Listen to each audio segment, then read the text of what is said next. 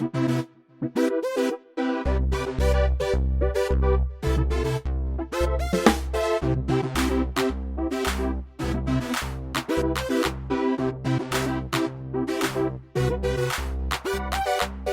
back to my channel, The Truth Speaks Group, where I, Marla J. Alberti, your life harmonizing strategist, help the working woman, that 9-to-5 working woman, discover work-life harmony and not work-life balance. I want to see you do the best. So I'm here to teach, train, educate you on anything I possibly can as it comes to your career and harmonizing that together, because it can be done.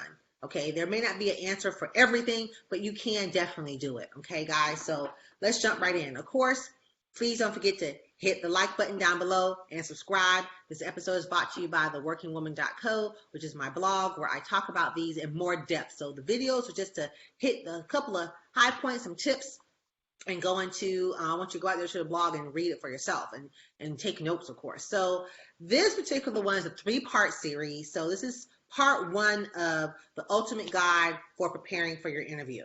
Okay, so this is 1 week before the interview, 6 tips 1 week before the interview. So when you have the interview, you got to get ready. You got to prepare for it. This is a big deal. This is a step on that ladder in your career journey, right? Remember, the jobs are just steps in the ladder. So you want to make sure you're taking this step seriously. So step 1 is prepare for the interview. Introduce yourself to the organization without being there. Study, research the organization. When did they start? Why did they start? What is their mission? What is their vision? What are their core values? What are the things that they've done? What's trending in the news for them right now if they're one of those big companies? What's their stock ticker if they're on a stock exchange, near a stock exchange? These are very important things you should know. Never, never, never go to a company to interview for them and you don't have a clue about what the company does. That's not good.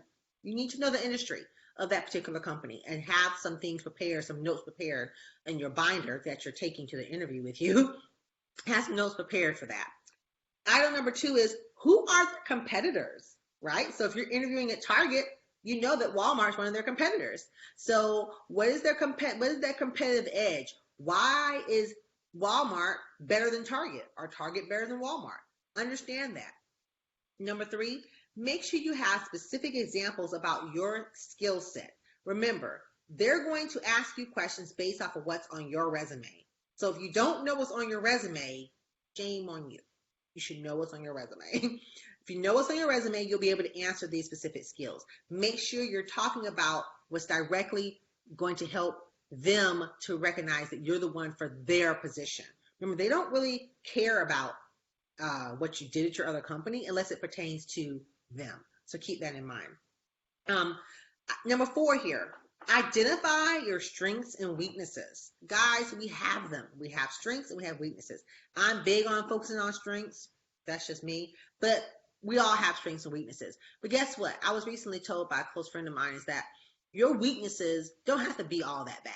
You can learn in those areas, right? So make sure you identify them, because believe me, don't forget that bait question I talked about a couple of episodes ago. They're going to ask you that bait question. So what are some of your strengths? What are some of your weaknesses? They want you to answer this question. Don't say, I don't have any weaknesses. That is a surefire way to not get the job, because nobody's trying to hire a robot. They want to hire people who are compatible with their culture, who are willing to sit down and learn. That's what they want. That's what companies are looking for nowadays. No more of the 50 words per minute typing skills. You know, that's the hard stuff. The hard skills they're good. You need those, but hard skills are great, but they're nothing if you don't have the compatibility with their culture and what they're trying to accomplish. That's the problem that they're trying to solve. Remember, they're always trying to solve a problem. Number 5, make sure you have several intelligent questions, at least 3 to 5 questions for them. Remember, you are interviewing them as well. It is a privilege for them to have you there. It is a privilege for them to want to hire you.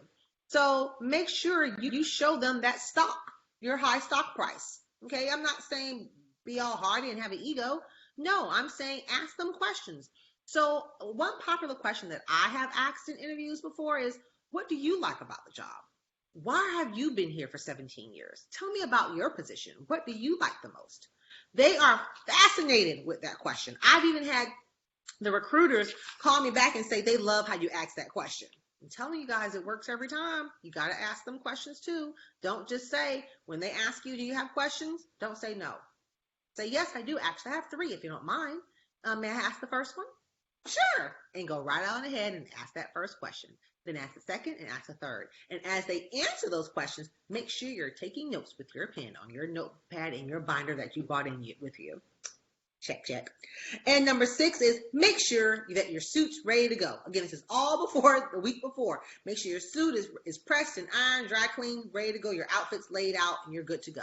Okay, guys? So make sure you follow those 6 steps.